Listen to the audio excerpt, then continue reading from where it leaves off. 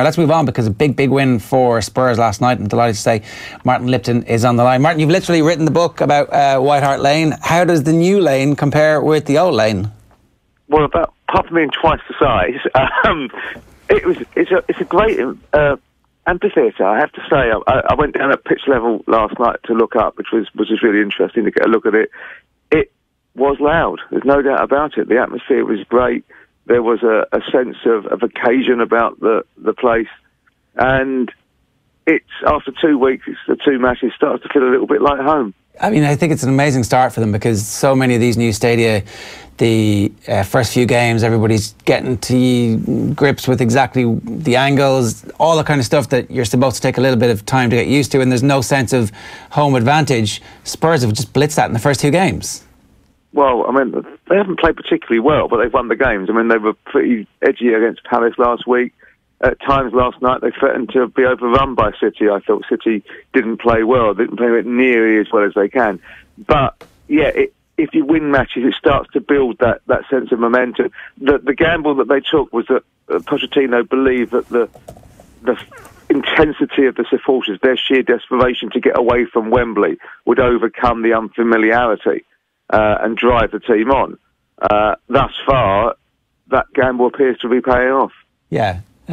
You mentioned the noise, Martin. I don't know if it were my sort of TV or whether it was from the way it carried on TV, but it did sound quite distinct, the actual kind of level of noise and the sound that it made in the stadium. And I presume this is something to do with the way it's designed. Well, they've got in the chap who's the manager for U2 to design the acoustics in the ground. The idea being that the sound bounces back, basically.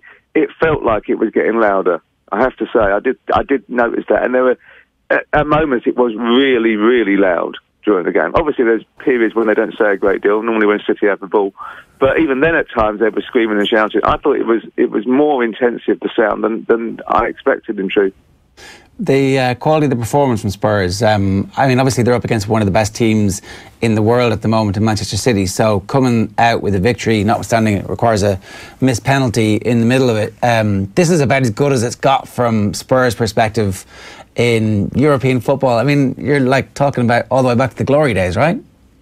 Yeah, look, I remember watching them put 4 past final within 45 minutes. I saw them win the UEFA Cup against Anderlecht. So as a very young boy, watching them play Leipzig and Cologne in the latter stages of the old UEFA Cup. And the older fans than me will talk about Gornik Zabrze and those games, Dukla Prague, etc., in the early 60s, and the team that got to the semi-final of the European Cup and then won the Cup Winners' Cup the next year. But this was the sort of night the stadium was built for, to play big European games under the lights. That's the ambition of the club going forward, and it felt like a momentous evening. It felt as if there was a sense of unity emerging from supporters and players and club alike.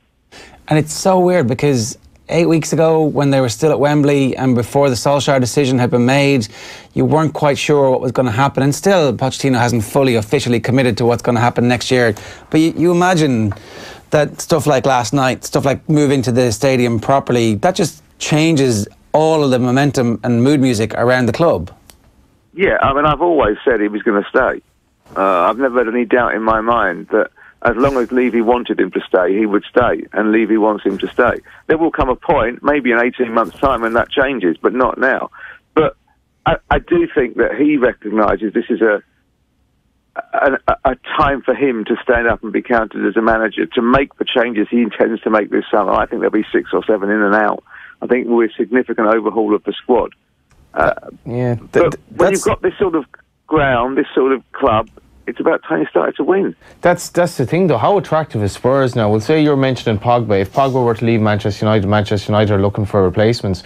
If you have the option of going to Manchester United and potentially live around Manchester, you can now live around London and play in the stadium with a very, very promising manager in Pochettino, money coming in. How could Spurs become, a really, really big side now in terms of the narrative in the next 10 years or so?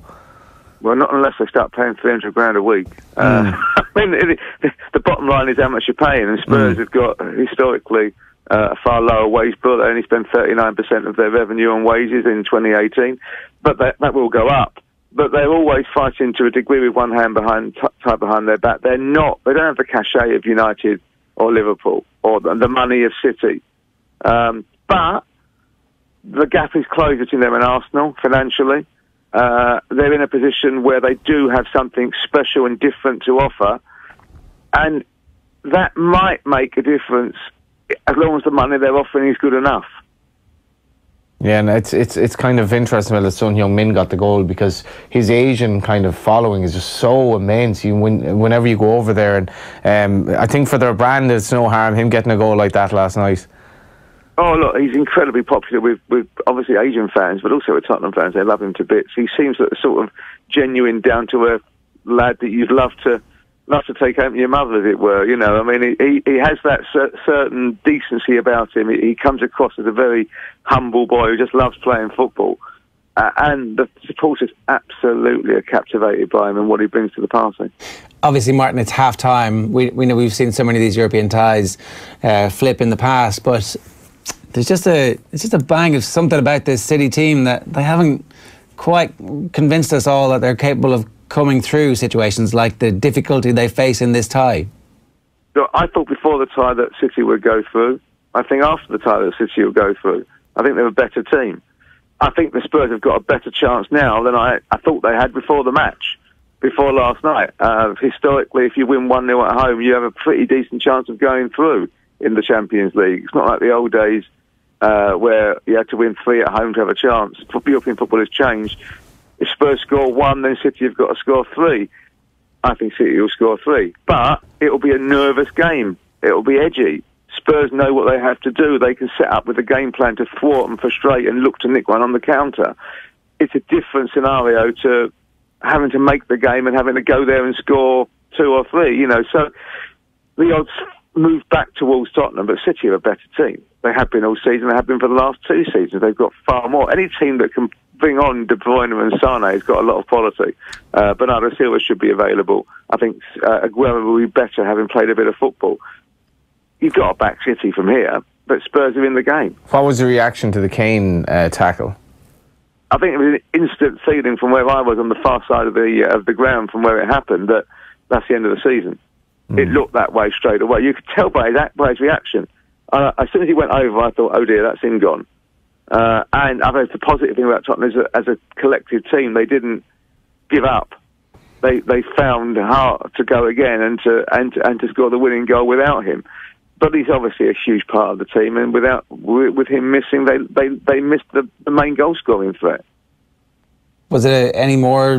Should it have been punished any more than it was at the time, do you think? No, I don't think so. They both went for the ball. Kane's foot gets trapped underneath Delph's foot. It happens. I mean, sometimes You're being kind there, Martin, I think. No, I don't think. I mean, if anything, Kane was overly aggressive, you could argue, in going for the ball. He didn't need to do it there. Sometimes accidents happen. I'm not one of those who turns everything into a conspiracy. No, but well, Kane is obviously a striker. He's making the challenge, but he kind of puts his foot in a very sort of, amenable position in terms of the tackle, where he's not going to injure the player. Whereas Delph puts his foot in a position where but Delph's won the ball, hasn't he? Delph's won the ball, and it's his follow through that lands on him. I'm not sure winning the ball is 50 yards. I mean, it's not as if he's just gone out to do Kane. Delph has won the ball. He's played the ball back to his goalkeeper, and I think sometimes it just happens. Yeah. I see where you're coming from. I've heard both sides of the argument here. I wouldn't agree with you. I think Delph knew what he was doing, but we'll never know. But I don't think winning the ball exonerates him, to be honest. I think it was completely dangerous where he left his foot. Well, it's all about opinion. I've seen worse tackles by Harry Kane. Yeah, fair enough. He's a forward though. He's not supposed to be able to tackle. What about the VAR decision? It caused uproar here in our studio last night. Do we complain about the process if it gets a wrong result, or do we just hope that the process eventually leads to more good results than bad results? I was in Rome in January when Vizetti, the head of referees, explained how it was going to work. So as soon as the referee goes over to the monitor, I know he's going to give a penalty, even though I've not seen it. Under UEFA regulations, that's a penalty. I don't think it is. What's bizarre is if that was City v Spurs in the Premier League next season, it wouldn't be a penalty. Play on the Wednesday in the Champions League, and it is a penalty because there's different interpretations of what is and isn't handball. Can you explain that, Martin? Pardon? Can you explain that interpretation? Yeah, UEFA say that any handball where the ball strikes a hand outside the natural silhouette, basically, when your hands are slightly raised, it will be a penalty. Premier League say there has to be a definitive movement towards the ball. That's the difference, effectively. Unless your hand is above your shoulder, in which case both will give it as a penalty. Yeah, that is the most stupid directive I think I've ever heard in terms of football, and it shows an absolute idiocy in terms of your comprehension of how you behave in a game. I mean, why would he deliberately try to handle the ball there, and what's he supposed to do with his hands? I mean, but it was the same as the World Cup. The one thing we've always moaned about is consistency or lack thereof. The referees in UEFA are being consistent. We might not like it, but at least they're consistent. It was in the World Cup as well.